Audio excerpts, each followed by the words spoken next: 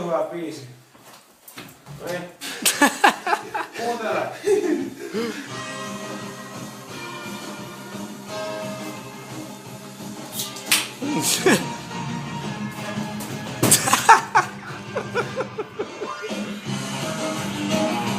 Mitä vittua?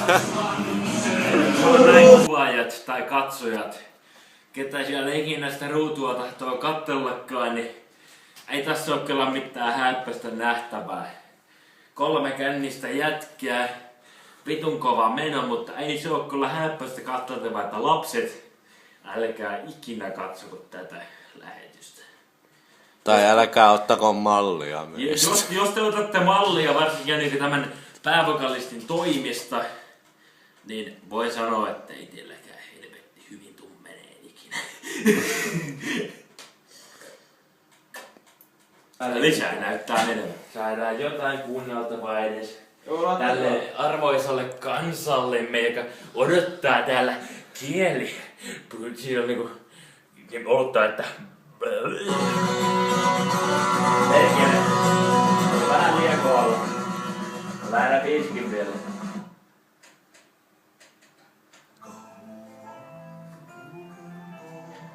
Mutta kansalle, joka odottaa kieli sillä niin että koska pääsen maistamaan sitä häpyhuulta, eli siis niinku tätä niin sanottuja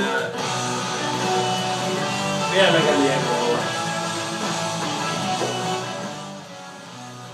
Että ketä pääsee maistamaan sitä glory hole, eli sitä tiettyä asiaa ihmisen elämässä, johonka nimenomaan pääset asian ytimeen, herra kuvaaja. Että niinku tätä niinku mitään mies niinku pääsee niinku siellä on tällainen kosiskelemaan ja nussimaan ja